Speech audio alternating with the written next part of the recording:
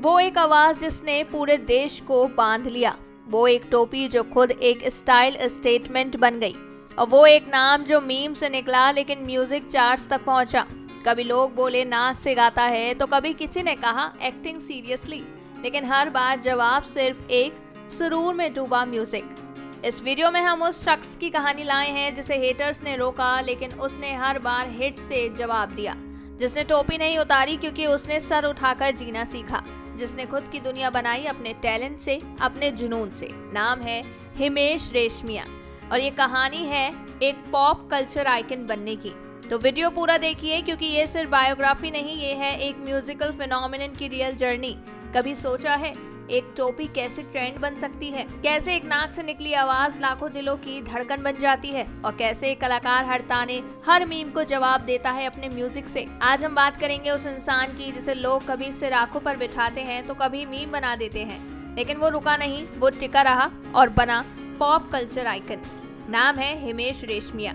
साल था 1998। फिल्म थी प्यार किया तो डरना क्या, और यहीं से शुरू हुआ एक ऐसे संगीतकार का सफर जो आने वाले सालों में पूरी म्यूजिक इंडस्ट्री की धड़कन बन जाएगा। नाम था हिमेश रेशमिया। बतौर म्यूजिक डायरेक्टर ये उनकी पहली फिल्म थी और पहले ही गानों ने अच्छे खासे ध्यान खींचे, लेकिन असली विस्फोट हुआ साल 2003 में जब सलमान खान की फिल्म तेरे नाम रिलीज हुई। फिल्म तो चली ही, लेकिन लोगों को दीवाना बना दिया उस फिल्म के गानों ने। तेरे नाम, तुमसे मिलना, ओढ़नी, ये सिर्फ गाने नहीं थे, हर आशिक की धड़कन बन चुके थे। हिमेश की कंपोजिशन और उस दर्द भरी मेलोडी ने सीधे दिल को छू लिया। उनके बनाए गाने सिर्फ सुने नहीं जाते थे, महसूस किए जाते थे। इसके बाद हिमेश रुके नहीं, उन्होंने जैसे हिट्स की फैक्ट्री खोल दी। ऐतराज, मैंने प्यार क्यों किया, अक्सर, हर फिल्म का म्यूजिक टॉप चार्ट्स पर पहुंचने लगा। उनका स्टाइल बिल्कुल अलग था, कोई ट्रेडिशनल धुन नहीं बल्कि एक फ्यूजन, टेक्नो बीट, सिंथेसाइजर की धुन और उस पर चढ़ा इमोशन का तड़का। यही था हिमेश का म्यूजिक मंत्र। वो हर गाने में कुछ नया लेकर आते थे, एक पॉप टच के साथ, ऐसा इमोशनल कनेक्शन जो उस दौर में किसी और के पास नहीं था। साल था 2006 और फिल्म थी आशिक बनाया आपने। एक ऐसा गाना जिसने म्यूजिक इंडस्ट्री के सारे रूल्स तोड़ दिए। लोगों के कानों में जैसे ही ये आवाज गूंजी, हर कोई ठिठक गया। ये कौन गा रहा है, ये कैसी आवाज है। कुछ ने कहा नाक से गाता है, कुछ ने मजाक उड़ाया, लेकिन असर सीधा दिल के आर पार हो गया। इस गाने ने हिमेश रेशमिया को एक म्यूजिक डायरेक्टर से सीधे सिंगिंग सेंसेशन बना दिया, और यहीं से शुरू हुआ वो सफर जो न टोपी के बिना दिखा, न सुरूर के बिना सुना। इसके बाद जैसे तूफान आ गया। हुक्का बार, नाम है तेरा तेरा, तेरा सुरूर, झलक दिखला जा, हर गाना इतना वायरल हुआ कि स्कूल, कॉलेज हो या शादी का डीजे, हर जगह बस हिमेश का नाम गूंजने लगा। उनके गाने सिर्फ सुने नहीं जाते थे, महसूस किए जाते थे।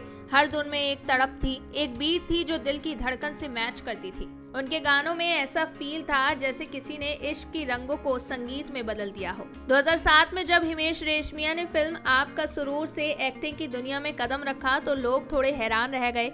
सबके मन में यही सवाल था कि एक म्यूजिक डायरेक्टर और सिंगर अब हीरो कैसे बनेगा। लेकिन जब फिल्म बॉक्स ऑफिस पर हिट हो गई तो सबको समझ आ गया कि हिमेश सिर्फ गायक नहीं है, एक स्टार परफॉर्मर भी है। उनकी अलग स्टाइल, कैप और सिग्नेचर एक्सप्रेशन लोगों को पसंद आने लगे। इसके बाद उन्होंने खिलाड़ी 786 जैसी बड़ी फिल्मों के में काम किया और सपोर्टिंग रोल के लिए उन्हें दादा साहेब फाल्के अकेडमी अवार्ड तक मिला। फिर आया दी एक्सपोज, जिसमें उनका ग्लैमर और मिस्ट्री वाला अंदाज सबको भा गया। तेरा सुरूर में उन्होंने फिर एक बार साबित कर दिया कि वो एक्टिंग में भी पीछे नहीं है, और अब 2025 में वो लौटे हैं बैड एज रवि कुमार बनकर। दी एक्सपोज फ्रेंचाइजी का नया चेहरा जो अपने डायलॉग्स, एक्शन और म्यूजिक से दर्शकों को पूरा मसाला एंटरटेनमेंट दे रहा है। हिमेश अब सिर्फ आवाज नहीं, एक ब्रांड बन चुके हैं। हिमेश रेशमिया सिर्फ फिल्मी पर्दे तक सीमित नहीं रहे, उन्होंने अपने टैलेंट का दायरा बहुत पहले ही बढ़ा लिया था।